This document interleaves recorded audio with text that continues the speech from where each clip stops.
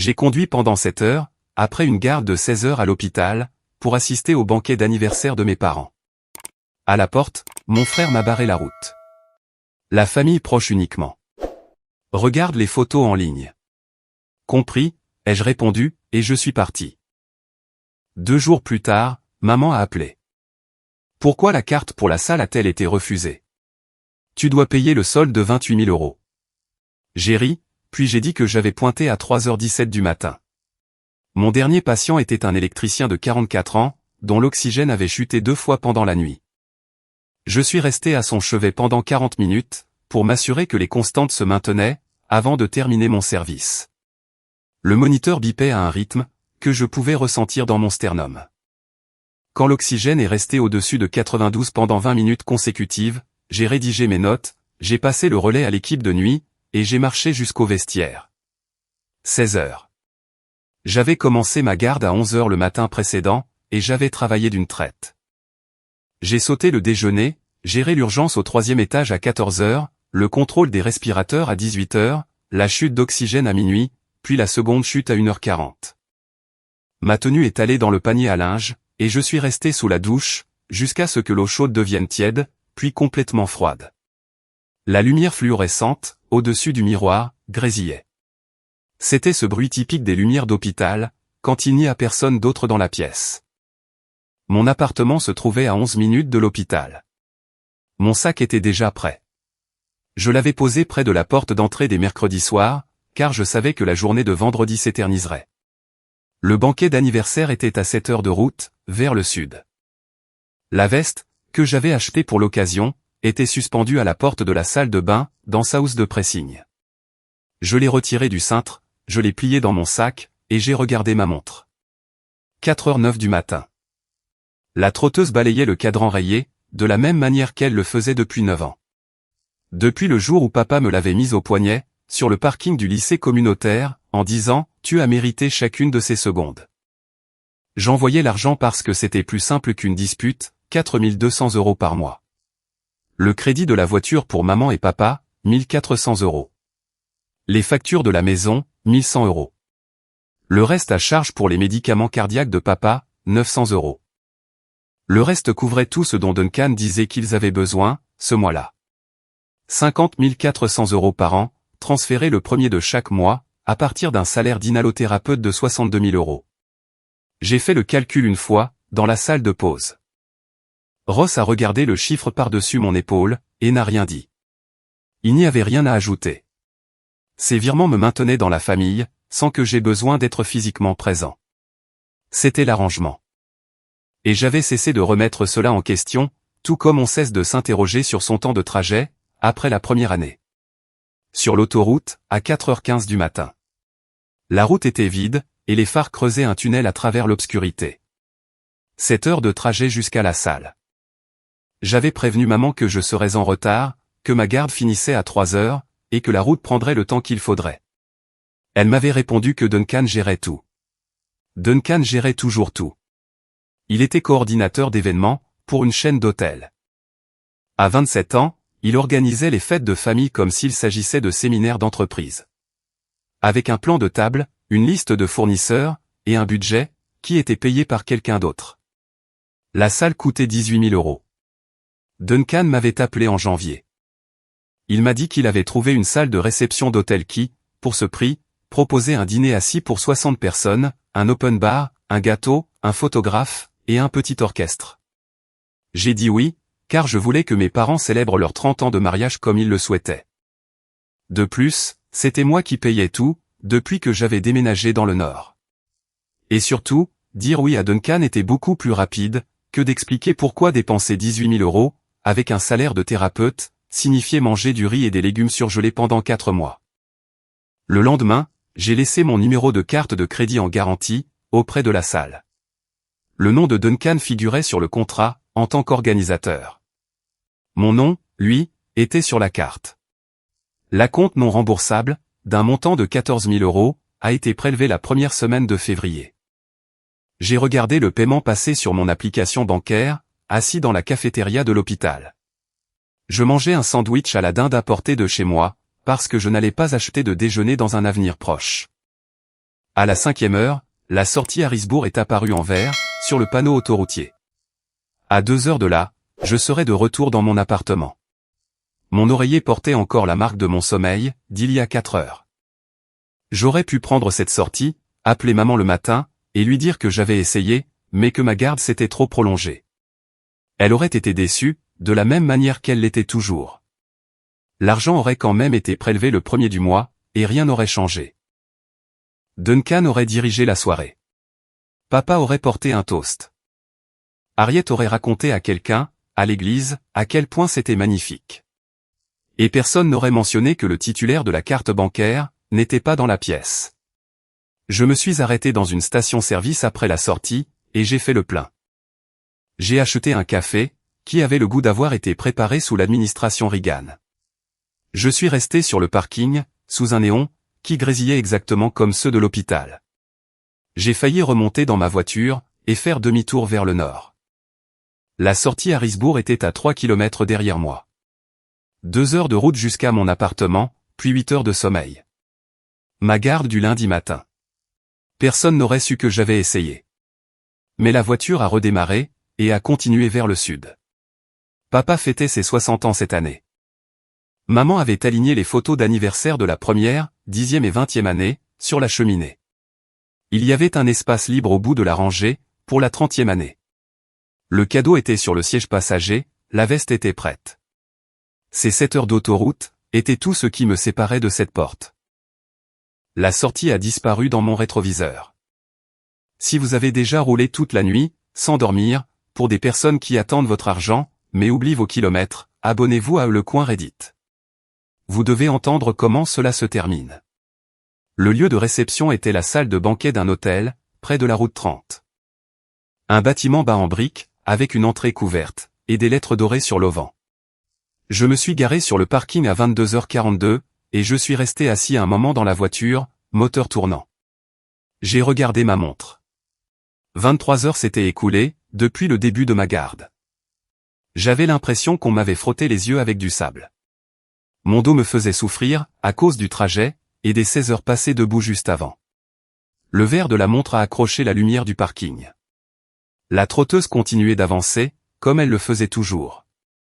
Indifférente au fait que la personne qui la portait, n'avait pas dormi. Le parking était à moitié plein. J'ai compté les voitures, sans vraiment le vouloir.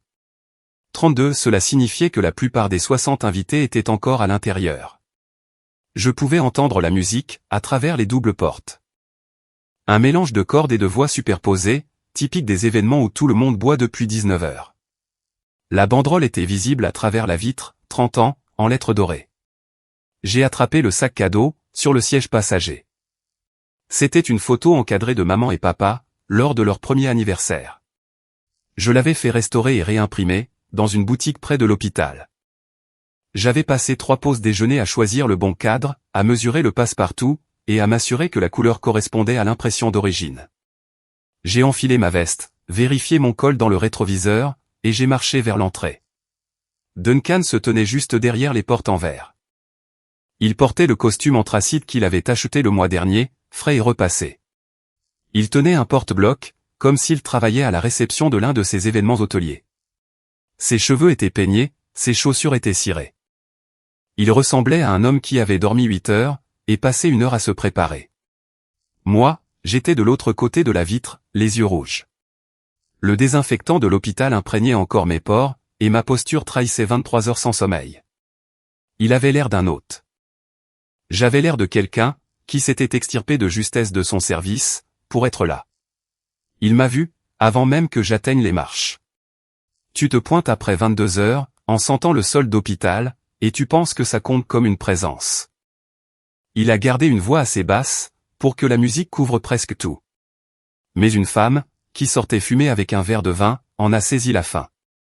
La famille proche uniquement, Jasper. Ce n'est pas ton événement. Tu es juste la carte bancaire. Regarde les photos en ligne, comme tous les autres qui n'ont pas été invités.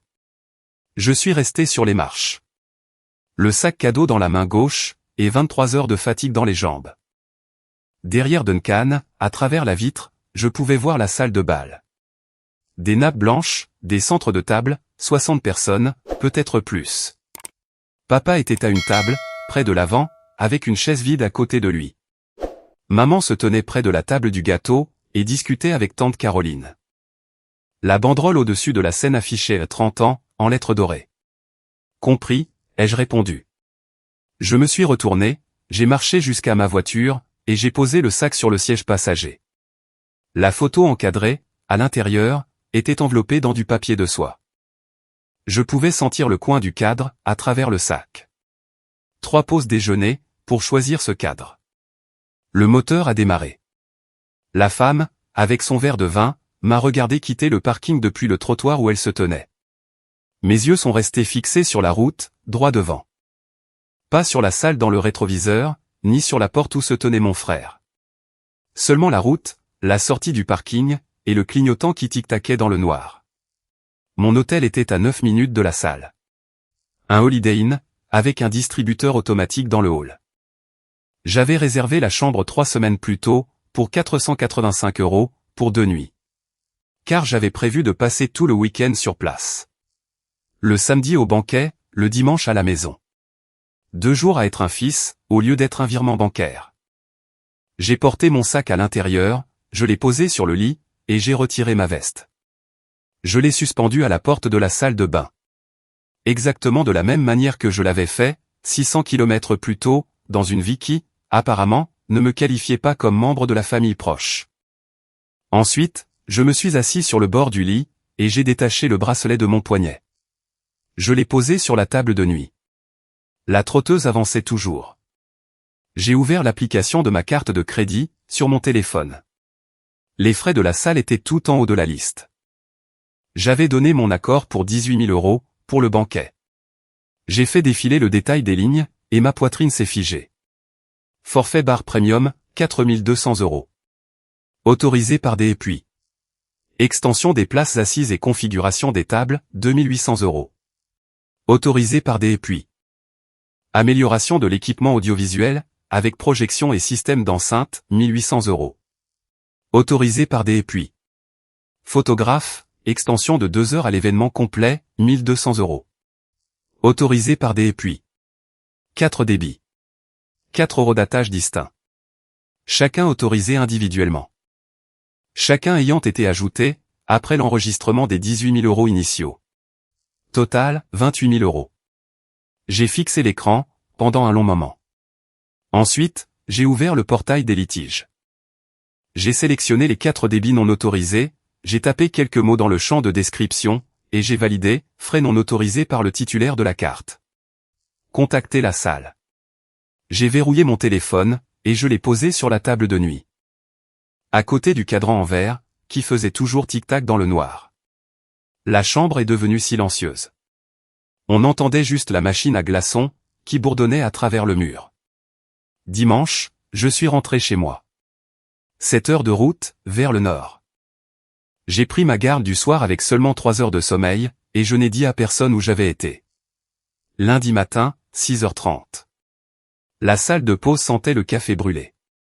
Le radiateur cliquetait, comme il le faisait chaque hiver, quand le thermostat n'arrivait pas à se décider entre 20 et 22 degrés. Ross était à table, avec une barre protéinée et son téléphone. Je me suis assis en face de lui, et j'ai ouvert l'application de ma carte de crédit, sans dire un mot. Le litige était en attente. Les 4 débits étaient signalés par des triangles jaunes. Ross a d'abord regardé mon visage, puis l'écran. Il a posé sa barre protéinée, et s'est penché en avant. Sa femme gérait une entreprise de restauration à Bethléem. Il avait vu suffisamment de factures de fournisseurs, pour savoir à quoi ressemblait une facture légitime, ou une facture fabriquée. 4 lignes distinctes, a dit Ross. Il a tapoté l'écran avec son index, passant d'un débit à l'autre. Chacune a son propre tampon d'autorisation. Chacune a un horodatage séparé. Ce ne sont pas des ajouts de forfait, qui auraient été regroupés. Ce sont des appels individuels à la salle. Il les a appelés. À 4 reprises. Jasper. Le bar premium lors d'un appel. Les sièges lors d'un autre. L'audiovisuel sur un 3e, et le photographe sur un 4e. Personne ne fait ça par accident. C'est quelqu'un qui a décroché le téléphone, 4 fois, à 4 jours différents. Et qui a dit de mettre ça sur ta carte? Je sais que ce n'est pas un oubli. C'est du shopping. Ross s'est adossé. Il a repris sa barre protéinée, l'a regardée, et l'a reposée. Qu'est-ce que tu vas faire? Attendre que maman m'appelle. Quand elle le fera, je lui poserai une question, à laquelle elle n'aura pas envie de répondre. Mardi soir. J'étais dans mon appartement, en train de manger des restes de riz. Le récipient était en équilibre sur la coudoir de mon canapé. C'est la Carriette à appeler. J'ai décroché à la deuxième sonnerie, car j'attendais cet appel depuis 2 jours. J'ai posé le riz, et j'ai coupé le son de la télévision. La salle dit que la carte a été refusée, a-t-elle annoncé. Sa voix avait ce ton, qu'elle employait toujours, lorsqu'elle transmettait une information qu'elle s'attendait à ce que quelqu'un d'autre règle. Le même ton que lorsque le toit fuyait, et qu'elle m'appelait moi, plutôt qu'un couvreur. Le même ton que lorsque la batterie de la voiture mourait, et qu'elle m'appelait moi, plutôt qu'un dépanneur. MMH. Tu dois payer le solde de 28 000 €. Jasper, ils appellent Duncan 2 fois par jour, et il leur dit que c'est ta carte. La salle coûtait 18 000 €, maman.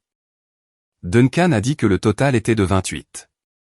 Les améliorations, c'était pour la fête. Le bar à lui seul coûtait 4 000. Duncan a appelé la salle à 4 reprises, et a ajouté 10 000 € de frais sur ma carte. Sans me le demander. Sans m'appeler, sans m'envoyer un SMS. Il a pris le téléphone, 4 fois, et a dit « Mettez ça sur la carte ». J'ai contesté ses débits. C'est pour ça que la carte a été refusée. Silence. Je pouvais entendre la télévision, dans son salon. Papa regardait un truc, avec des rires enregistrés. Il ne volerait pas sa propre famille, a-t-elle dit. Il m'a bloqué à la porte de votre anniversaire, et toi, tu défends sa facture. Encore un silence. Plus long, cette fois. Je pouvais entendre sa respiration changer. Cette façon de respirer de quelqu'un, qui hésite entre écouter, ou raccrocher. Tu ramènes tout à toi, Jasper. C'était leur 30e anniversaire, là-bas. Ce n'est pas le sien. Demande à Duncan où sont passés les 10 000 € supplémentaires. Demande-lui de te montrer l'autorisation, avec ma signature, ou ma voix sur une ligne enregistrée. S'il le peut, je paierai ce soir. Elle a raccroché. J'ai envoyé un email à la salle, et j'ai demandé que la facture détaillée complète soit envoyée, à l'adresse du titulaire de la carte. Elle est arrivée dans l'heure. 3 pages. Chaque débit était horodaté. Le nom de Duncan apparaissait comme contact d'autorisation, sur les 4 améliorations. Son numéro de téléphone figurait comme numéro de rappel, sur chaque ligne. Son identifiant d'employé de la chaîne hôtelière était utilisé, comme code de référence, pour la réduction sur le photographe. Il avait utilisé ses identifiants professionnels, pour négocier un tarif préférentiel sur un événement personnel, puis, il avait facturé la différence sur ma carte de crédit. Les horodatages racontaient l'histoire, bien mieux que Duncan ne pourrait jamais le faire. Le bar premium a été autorisé le 4 mars, le lendemain du jour où j'ai confirmé mes horaires de garde, à l'hôpital. L'amélioration des sièges datait du 6 mars. Le forfait audiovisuel, du 8 mars. Et le photographe, du 10 mars. Soit 4 jours avant que la compte ne soit encaissée. Il les avait espacés. Un appel tous les 2 jours. Il savait que ces débits ne déclencheraient pas d'alerte à la fraude, car ils provenaient du même établissement, où l'autorisation initiale était déjà enregistrée. Il l'avait planifié, comme quelqu'un qui prévoit un acte, qu'il sait pertinemment ne pas devoir faire. J'ai fait une capture d'écran de chaque page, de chaque horodatage, de chaque autorisation. Je les ai sauvegardés dans un dossier sur mon téléphone, intitulé 1er mars. J'ai fermé l'application. J'ai fini mon riz. Et j'ai réglé mon réveil, pour 5h45. Si un membre de votre famille a déjà traité votre argent, comme un abonnement qu'il a oublié de résilier, abonnez-vous à Le Coin Reddit. Cette histoire est loin d'être terminée. Jeudi soir. Mon téléphone a sonné pendant que je remplissais des dossiers, au poste des infirmières. Le nom d'Ève est apparu sur l'écran. Ève était ma cousine du côté de papa. À 29 ans, elle travaillait dans un cabinet dentaire, à Lancaster. Nous nous parlions peut-être 3 fois par an. Elle ne m'avait jamais appelé un jeudi. Je dois te dire quelque chose, à propos du banquet, a-t-elle déclaré. J'ai marché jusqu'à la cage d'escalier, et je me suis assis sur la marche la plus haute. Je suis arrivé en retard, a repris Eve. Vers 21h45. J'étais en train de me garer, quand j'ai vu ta voiture quitter le parking. Je pensais que tu partais plus tôt. Je suis entré, et j'ai demandé à Duncan où tu étais passé. Il m'a dit que tu avais changé d'avis. Il a dit que j'avais changé d'avis? Il a dit que tu l'avais appelé ce matin-là, pour lui dire que tu ne pourrais pas venir, mais que tu voulais tout payer. Que c'était ton cadeau, pour maman et papa. J'ai pressé le téléphone contre mon oreille. La cage d'escalier était froide, et les murs en béton rendaient chaque son plus aigu. Pendant les toasts, a poursuivi Eve, Duncan s'est levé. Il avait un micro. Il a dit, « Mon frère Jasper n'a pas pu être parmi nous ce soir. Mais il tenait à ce que vous sachiez tous, qu'il a pris en charge cet événement. C'est son cadeau. Pour les 30 ans d'amour de maman et papa. » Il a fait une pause, pour ménager son effet, puis il a ajouté, « C'est Jasper qui a insisté. » Toute la salle a applaudi. Ta tante Barbara pleurait. Ton père a levé son verre. Quelqu'un, à la table du fond, a dit, « Ça? C'est un bon frère. » J'ai regardé autour de moi, et tout le monde hochait la tête. 60 personnes. 60 personnes. Elles ont toutes entendu mon frère se lever, et leur dire que j'avais choisi de ne pas venir, mais que j'avais choisi de tout payer. Papa a levé son verre, pour célébrer une histoire que Duncan venait d'inventer. Pendant ce temps, moi, j'étais debout sur les marches à l'extérieur. Avec un sac cadeau, et 23 heures d'épuisement dans les jambes. Chaque personne dans cette pièce est rentrée chez elle, en croyant que j'étais un fils généreux, qui envoyait de l'argent au lieu de se déplacer. La version de moi, que Duncan voulait qu'il voie, la carte bancaire enregistrée. Ni un frère, ni un fils. Juste une source de financement, accompagnée d'une belle histoire. Eve, ai-je dit. J'étais à la porte. J'étais sur les marches à 22h42, avec un cadeau à la main. Duncan m'a dit que c'était réservé à la famille proche. Il m'a dit de regarder les photos en ligne. Elle est restée silencieuse, pendant un long moment. Je pouvais entendre sa respiration, et le son d'un chien qui aboyait, quelque part chez elle. J'ai vu ta voiture, a-t-elle dit. Sa voix avait baissé. Je l'ai vu quitter le parking, quand je me garais. J'ai fait un signe de la main, mais tu as continué à rouler. Je pensais que tu partais plus tôt. Il m'a dit de partir. Si j'arrêtais les paiements maintenant, la famille penserait que je revenais sur un cadeau, que j'avais moi-même proposé. Duncan ne m'avait pas seulement exclu. Il avait réécrit la soirée, devant 60 témoins. Il avait transformé mon absence en générosité, et transformé sa propre cruauté, en un choix venant de moi. Couper les vivres sans rétablir la vérité, ferait de moi le méchant.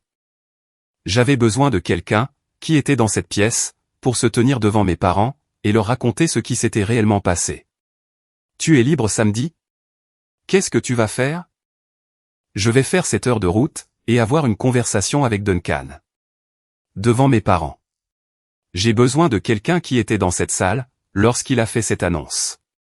Quelqu'un qui peut dire en face à Harriet, ton fils a raconté à 60 personnes. Que ton autre fils a choisi de ne pas venir en point. Eve est restée silencieuse pendant 3 secondes. J'étais à 4 mètres du micro, quand il l'a dit. Tu seras dans l'allée samedi? J'y serai avant toi. J'ai failli appeler Harriet ce soir-là. Son numéro était sur mon écran, et les mots se formaient déjà. Mais, si je lui disais au téléphone, elle appellerait Duncan, et Duncan réécrirait encore l'histoire. Il dirait qu'il y avait trop de monde à la porte. Il dirait que j'étais confus, à cause du trajet. La seule façon pour que cela fonctionne, c'était d'être en face à face. Avec Eve derrière moi, et chaque mensonge épinglé par un horodatage. J'ai appelé Ross. Il a décroché à la première sonnerie, parce que c'est ce que fait Ross. J'ai besoin de mon samedi. Prends-le. Je te dois une garde. Tu m'en dois 3. Prends ton samedi. Ross n'était pas de mon sang. C'était un collègue, avec qui je partageais une salle de pause, et un planning de garde. Mais quand j'avais besoin de quelqu'un pour me remplacer sans poser de questions, il répondait à la première sonnerie. Mon propre frère de sang, lui, avait pris mon sacrifice, et l'avait transformé en une standing ovation pour lui-même. La vraie famille n'était pas celle qui partageait un nom de famille. C'était celle qui était présente. Samedi matin. J'ai conduit 7 heures vers le sud, pour la 2e fois de la semaine. La même autoroute, les mêmes sorties. Le même arrêt à la 4e heure, où le café avait le goût d'être là depuis mardi. Cette fois, je n'étais pas épuisé. Cette fois, je ne portais pas une veste sortie d'une housse de pressing. Cette fois, j'avais les captures d'écran des factures sur mon téléphone, et ma cousine était garée dans l'allée. La Civic bleue d'Ève était sur le côté gauche de l'allée, quand je suis arrivé, à 13h15. Elle était assise à la place du conducteur, la vitre baissée, un gobelet de café sur le tableau de bord. Elle a levé 2 doigts quand elle m'a vu. Pas un salut, juste un signe de reconnaissance. Elle était bien là. La voiture de Duncan était devant le garage. La Buick d'Harriet et Chester était garée derrière. La porte d'entrée était fermée, mais la lumière du Porsche était allumée. Je pouvais voir du mouvement, à travers la fenêtre de la cuisine. Je me suis garé derrière la voiture d'Ève, et je suis sorti. Ève est restée dans sa Civic, le moteur coupé et la vitre baissée. La porte d'entrée s'est ouverte. Harriet est sortie la première. Elle portait le gilet gris qu'elle mettait chaque samedi, et ses lunettes de lecture étaient relevées sur son front. Duncan est sorti derrière elle. Il portait un jean et un polo, les bras croisés. Il s'est adossé au pilier du Porsche. Exactement comme il le faisait toujours, quand il voulait avoir l'air détendu à propos de quelque chose, qui ne le détendait pas du tout. « Jasper », a dit Harriet. « Bien, tu as fait la route. La salle menace d'envoyer un recouvrement de créances.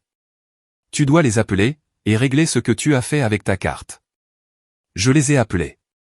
J'ai contesté 10 000 € de frais, que je n'avais pas autorisés. Duncan a bougé contre son pilier. C'était des améliorations pour les 30 ans de maman et papa. C'est leur anniversaire. Tu as accepté de payer la salle. J'ai donné mon accord pour 18 000. Montre-moi où j'ai approuvé 28. La salle a ajusté le forfait, en fonction de la taille de l'événement. La salle n'a rien ajusté du tout. Tu les as appelés, à 4 reprises. Le bar premium le 4 mars. L'aménagement des sièges le 6. L'audiovisuel le 8, et le photographe le 10. Ton nom figure sur chaque autorisation. Ton numéro de téléphone. C'est celui à rappeler. Et tu as utilisé ton badge d'employé d'hôtel, pour avoir la réduction sur le photographe. J'ai levé mon téléphone, avec la facture affichée à l'écran. Le nom de Duncan était surligné en jaune, sur chaque ligne d'article. Harriet s'est avancée, et a plissé les yeux vers l'écran. Ses lèvres bougeaient, au fur et à mesure qu'elle lisait. Les bras de Duncan se sont décroisés. Il s'est détaché du pilier, et a fait un pas en avant. Très bien.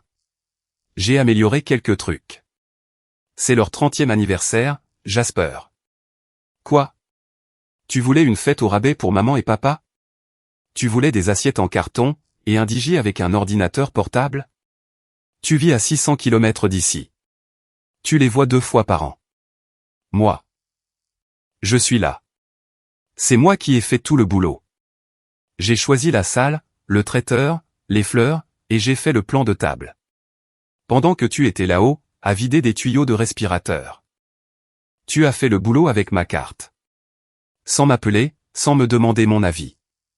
10 000 €. C'était pour eux.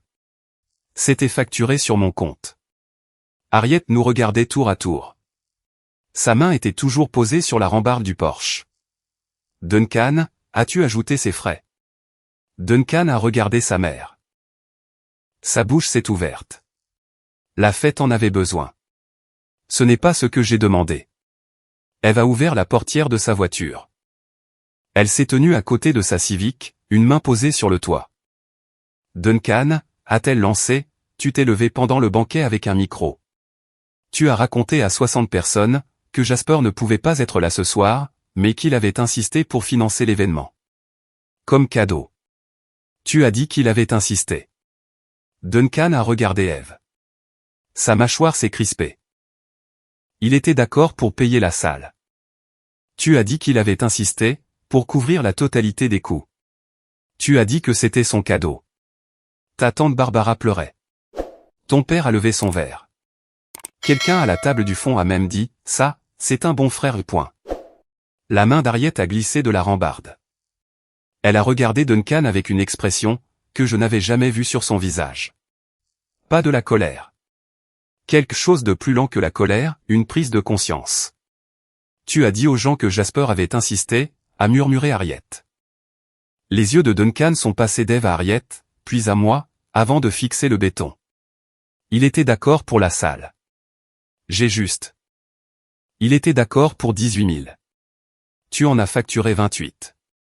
Et ensuite, tu t'es levé avec un micro, et tu as dit à 60 personnes que c'était son cadeau. Pendant que lui, il attendait devant la porte, dont tu lui as refusé l'accès. C'était Eve. Sa voix était posée. Elle ne l'a pas élevée. Elle n'en avait pas besoin. Harriet m'a regardé. Tu étais à la porte? Demande à ton fils. La porte moustiquaire s'est ouverte derrière Harriet. Chester est sorti, en chaussons et chemise en flanelle. Il avait entendu des voix. Il se tenait sur le pas de la porte, regardant l'allée. De la même façon que l'on regarde une pièce, qui aurait été réaménagée, depuis la dernière fois qu'on y a jeté un œil. Comment ça, tu étais à la porte, a demandé Chester. J'ai regardé mon père. Il avait 59 ans, les mains dans les poches. Les lunettes de lecture, relevées sur son front, étaient la même paire qu'il portait depuis 4 ans. Car il répétait toujours qu'il s'en achèterait de nouvelles le mois suivant. J'ai fait 7 heures de route, après une garde de 16 heures. J'étais devant l'entrée à 22h42. Duncan m'a dit que c'était réservé à la famille proche. Il m'a dit que je n'étais que la carte bancaire. Il m'a dit de regarder les photos en ligne. Une femme, qui se tenait dehors avec un verre de vin. L'a entendu le dire. Chester s'est assis sur la marche du porche. Lentement, comme si quelque chose, qui le maintenait debout, venait de céder à l'intérieur de lui. Il a pris sa tête entre ses mains. Il n'a pas dit un mot. Il n'a pas regardé Duncan. Il n'a pas regardé Harriet. Il est resté assis, les coudes sur les genoux, la tête baissée. La lumière du porche projetait une longue ombre sur le béton, sous lui. Ses chaussons étaient défaits, et sa chemise en flanelle était mal boutonnée. Un bouton décalé, depuis le col jusqu'en bas. Il semblait plus petit, que je ne l'avais jamais vu. C'était l'homme qui avait passé 30 ans à grimper sur des poteaux électriques, en plein hiver. On aurait dit que quelqu'un lui avait enlevé ses poteaux, et l'avait laissé planter au milieu d'un champ. Tu étais là, a dit Chester. Il parlait au béton. J'étais à la porte, à 22h42. Dans la veste que j'avais emballée à 4h du matin, avec un cadeau à la main, et il m'a refoulé. Il a dit, famille proche uniquement en point. Chester a relevé la tête. Il a regardé Duncan. Ses yeux étaient humides, et sa bouche formait une ligne si serrée, que ses lèvres avaient disparu. Duncan a fait un pas en arrière, et s'est arrêté. Chester n'a pas parlé. Il a regardé son fils cadet, comme on regarde quelque chose que l'on a construit, et qui s'est cassé à un endroit impossible à réparer. Puis, il a replongé sa tête dans ses mains. J'ai détaché ma montre. Je l'ai tenue dans ma paume pendant un instant. Le verre rayé, par 9 ans de garde à l'hôpital. Le bracelet, encore tiède de mon poignet. Je l'ai posé sur le capot de ma voiture. La trotteuse continuait de tourner. Tu m'as donné ça le jour où j'ai eu mon permis. Tu as dit que j'avais mérité chaque seconde. Je l'ai porté 23 heures d'affilée, pour me tenir devant votre porte. Et ton autre fils m'a dit de rentrer chez moi. La main d'Harriet reposait sur la rambarde. Duncan avait fait un pas en arrière vers la porte, et s'était arrêté. Ni vraiment à l'intérieur, ni à l'extérieur. Ses mains plongeaient dans les poches de sa veste, en ressortaient, puis y retournaient à nouveau. Sa tête s'est baissée. Sa mâchoire était tellement crispée, que je pouvais voir le muscle travailler sous la peau. Le voisin d'en face s'était arrêté devant sa boîte aux lettres. Il tenait une pile d'enveloppes, et observait notre allée. De la même façon que les gens regardent ce qu'ils savent ne pas devoir regarder, mais sans pouvoir s'en empêcher. Tu bloques la porte, je bloque la carte. La salle a facturé 18 000 €. Tu m'as mis 28 000 sur le dos. Trouve les 10 autres toi-même. L'allée est devenue silencieuse. Pas de musique, pas de cordes, pas de 60 voix superposées. Juste le bruit du vent de mars dans l'érable, au fond du terrain, et le bourdonnement lointain d'un camion, sur la route 30. Eve se tenait près de sa voiture, les bras croisés. Chester était assis sur la marche du Porsche, la tête dans les mains. Le voisin d'en face a posé son courrier sur sa boîte, et est rentré chez lui. La carte est bloquée. Les virements mensuels se sont arrêtés cette semaine. Le crédit de la voiture, les factures, les médicaments. Chaque euro passe désormais par le service des fraudes de la carte de crédit. Ne m'appelez pas, appelez-les, eux. Duncan n'a pas parlé. Ses mains faisaient toujours des allers-retours dans ses poches. Eve n'avait pas bougé de sa voiture. Le voisin était rentré. La tasse de café de Chester était sur la marche à côté de lui, intacte, la vapeur disparue depuis longtemps. Harriet m'a suivi pendant que je marchais vers ma voiture. Ses pas étaient rapides sur le gravier de l'allée. Elle s'est arrêtée à un demi-mètre de ma portière. Ton père t'a tenu dans ses bras quand tu as eu une pneumonie, à l'âge de 3 ans, a-t-elle lancé. Il a veillé 4 nuits. 4 nuits, Jasper. Et tu vas jeter cette famille à la poubelle, pour une histoire de carte de crédit. J'ai pris ma montre sur le capot, et j'ai rattaché le bracelet à mon poignet. Il m'a tenu à 3 ans. Ton fils m'a bloqué la porte à 32. Tu n'as jamais eu besoin d'un fils, maman. Tu avais besoin d'une carte enregistrée. Quelqu'un qui paie, qui se tait, et qui ne demande pas de chaise à table.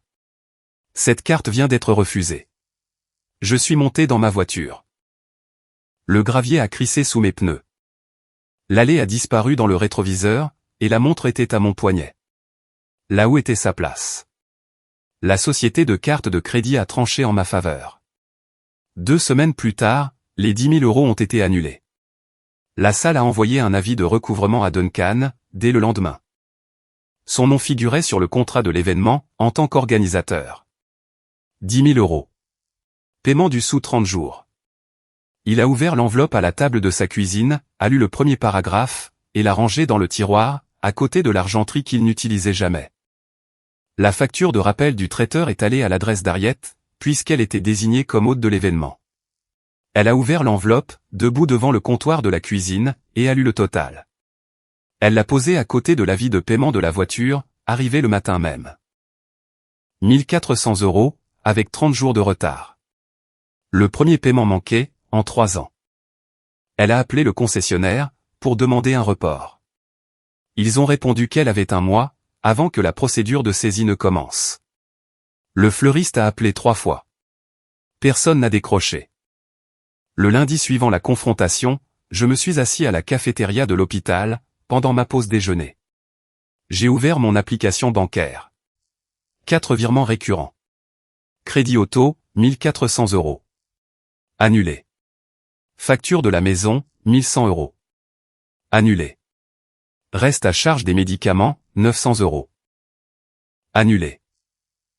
Je passais 16 heures par jour, à faire fonctionner les poumons d'autres personnes.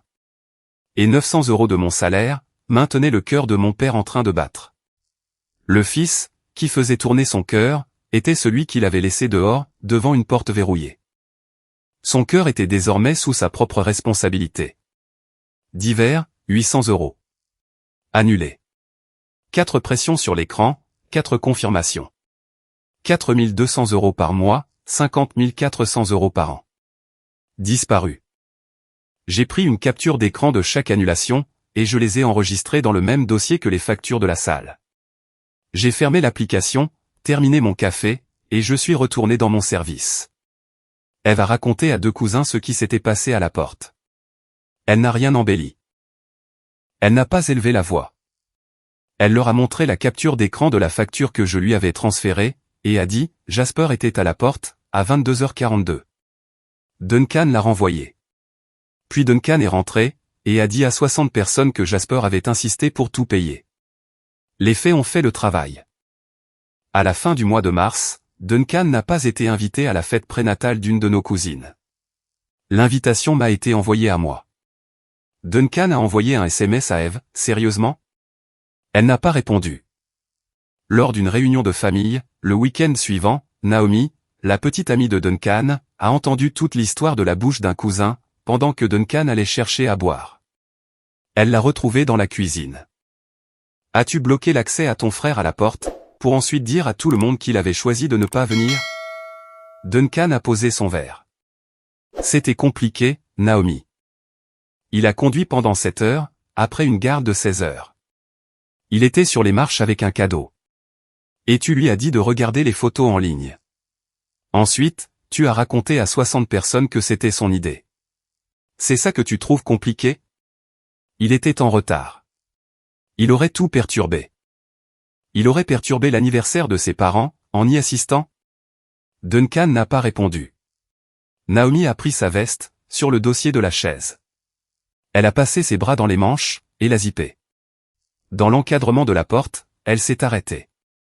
Je ne peux pas construire ma vie, avec un homme qui efface son propre frère, juste pour une salve d'applaudissements. Tu n'avais pas les moyens de te payer cette fête, Duncan. Et tu n'as pas les moyens de te payer ma présence. Elle est sortie. Elle est retournée vivre dans son propre appartement, le week-end suivant.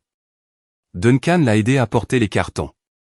Parce que c'est le genre de choses que l'on fait, quand il ne reste plus rien à dire. L'employeur de Duncan a reçu un signalement de courtoisie, de la part de la société mère de la salle, concernant le dossier de recouvrement. La chaîne hôtelière et la salle partageaient une structure juridique commune. Duncan n'a pas été renvoyé, mais il a été retiré des événements en contact avec la clientèle, pendant 90 jours. Sa prochaine évaluation de performance tiendrait compte de ce signalement. Si quelqu'un de votre famille a déjà raconté à 60 personnes, une version de votre vie qui vous faisait disparaître, abonnez-vous à Le Coin Reddit, et partagez ceci avec quelqu'un qui a déjà été la simple carte enregistrée au point. Jour 17. Duncan a appelé à 21h47. J'étais assis sur mon canapé, en train de lire un dossier patient sur mon ordinateur. Son nom s'est affiché à l'écran. J'ai failli laisser sonner jusqu'au répondeur. J'ai décroché. A-t-il dit. Puis, plus rien. Je pouvais l'entendre respirer, et le son d'une télévision dans son appartement. Un faible volume, quelque chose avec des bruits de foule. C'était les 30 ans de maman et papa. Je pensais. 7 secondes de respiration. Il a raccroché. Il n'a plus rappelé. Il n'appelait pas pour s'excuser. L'avis de recouvrement était sur le comptoir de sa cuisine. L'étagère de Naomi était vide. Son dossier RH comportait un avertissement. Il appelait parce que, pour la première fois de sa vie, il comprenait ce que l'on ressentait à rester coincé, de l'autre côté d'une porte qui, autrefois, s'ouvrait pour vous. Mais son ego ne lui permettait pas de finir sa phrase, et sa fierté l'empêchait de composer le numéro une seconde fois. Les excuses sont restées inachevées, suspendues en l'air. Coincé entre la ligne qui coupait, et le silence qui suivait. L'appartement de Duncan. L'avis de recouvrement dans le tiroir de la cuisine. L'étagère où Naomi gardait ses livres, totalement vide. Son téléphone posé face contre le comptoir. Les photos du banquet se trouvaient sur une clé USB, dans le tiroir de son bureau. Il ne les avait pas ouvertes. 60 photos d'une fête, où tout le monde croyait que son frère avait choisi l'argent, plutôt que d'être présent. Et chaque photo prouvait, qu'en réalité, c'était tout l'inverse. La table de la cuisine d'Harriet collectionnait les factures. 3 relances de fournisseurs, étalées en éventail à côté de la salière. Le reste à charge des médicaments de Chester, impayés. Le formulaire de report de paiement de la voiture, non signé, dont les bords commençaient à rebiquer. Elle m'a appelé 2 fois, dans les 2 semaines qui ont suivi la confrontation. Les 2 appels ont atterri sur ma messagerie vocale. Elle n'a laissé aucun message. À l'église le dimanche suivant, son amie Margaret lui a posé des questions sur l'anniversaire. Harriet a répondu que c'était magnifique. Margaret a penché la tête, alors pourquoi Eve m'a-t-elle raconté que ton autre fils a dû se contenter de regarder les photos en ligne? Harriet a pris son sac à main, et est partie avant le début de l'office. Elle n'y est pas retournée les 2 dimanches suivants. La photo d'anniversaire trônait sur la cheminée du salon. Nous 4, il y a 10 ans. Le bras de Chester autour de mon épaule. Duncan arborant un grand sourire. Harriet tenant un gâteau. Elle ne l'avait pas déplacé. Et elle n'avait ajouté aucune photo, des 30 ans. Chester a pris lui-même son rendez-vous chez le cardiologue, pour la première fois en 3 ans. Il a appelé la pharmacie, pour se renseigner sur les alternatives génériques à ses médicaments cardiaques. Le pharmacien lui a dit que le générique nécessitait une nouvelle ordonnance. Il a pris le rendez-vous, et a conduit lui-même. Il n'a demandé d'aide ni à Harriet, ni à Duncan.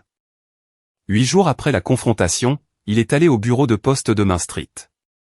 Il a acheté un seul timbre, et une simple enveloppe blanche.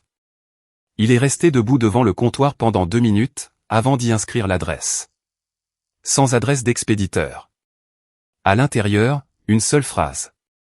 Sur un bout de papier arraché à un bloc-notes du tiroir de la cuisine, j'aurais dû être là, à la porte. La lettre est arrivée un mardi. Je l'ai ouverte, debout près de ma boîte aux lettres, sur le parking de ma résidence. L'écriture n'était pas droite. Les contours des lettres étaient tremblotants. Comme tremble l'écriture d'un homme, qui a passé 30 ans à serrer des outils sur des poteaux électriques, et qui, aujourd'hui, ne tient plus rien entre ses mains. Rien d'autre qu'un stylo, et le poids de ce qu'il a laissé se produire. J'ai lu la phrase 2 fois. C'était la vérité qu'il aurait dû prononcer ce soir-là. Debout sur le porche, à 12 mètres de cette porte, où son fils se faisait refouler. Mais une ligne sur un vulgaire papier de cahier, posté le 8e jour, ne règle pas la dette de 16 heures de travail, de 7 heures de route, de 9 ans de virement bancaire, ni d'une porte qui se ferme à mon nez, pendant qu'il lève son verre à un mensonge. J'ai plié le papier, et je l'ai monté à l'appartement. Je l'ai rangé dans le tiroir de ma table de nuit, sous le cadran et le bracelet de la montre. Chester s'est assis sur la marche du porche, chaque soir pendant une semaine, après l'avoir posté. 19 heures. Une tasse de café qui devenait froide à 19h20. L'allée était vide. La lumière du porche était allumée. Il ne savait pas si Jasper avait lu la lettre. Il n'a pas appelé pour le demander. Le sac cadeau était toujours sur le siège passager de ma voiture. Là où je l'avais posé, la nuit où Duncan m'avait fermé la porte. Je l'ai ramené à l'intérieur, un mercredi soir, après ma garde. J'ai déballé le papier de soie, et j'ai tenu le cadre à 2 mains. 3 pauses déjeuner à mesurer le passe-partout, à choisir la bonne teinte de bois, et à m'assurer que la copie restaurée correspondait aux couleurs d'origine. Maman et papa, année 1. Debout devant une église, les bras l'un autour de l'autre. Il n'a pas fini sur le mur. Il n'a pas fini à la poubelle. Je l'ai posé face contre le fond de la boîte de rangement, sous mon lit. C'était la photographie de 30 années, dont je ne faisais plus partie. 5h45 du matin. L'alarme. La montre était sur la table de nuit, à côté de l'enveloppe sans adresse de retour. J'ai tendu le bras, et je l'ai prise. Le verre était rayé. Le bracelet était déjà tiède avant même que je l'enfile, car la bouche d'aération du chauffage se trouvait juste au-dessus de la table de chevet. Je l'ai attaché, je me suis levé. Ma tenue sur la chaise, mon badge sur le cordon. L'hôpital était à 12 minutes. Mon téléphone était sur le chargeur, et je ne l'ai pas regardé. Aucun appel manqué, aucun message vocal, aucun virement en attente. La trotteuse avançait. Elle n'avait jamais cessé d'avancer, depuis que papa me l'avait mise au poignet sur un parking, il y a 9 ans, en me disant que je méritais chaque seconde. Il avait raison. J'avais mérité mes gardes, ce trajet, cette porte fermée, cette allée. Ce silence, et chaque seconde qui a suivi. Tout cela m'appartenait. Et pour la première fois en 3 ans, chaque seconde à venir n'appartiendrait qu'à moi. J'ai pris mon café, j'ai franchi la porte, et je suis parti travailler.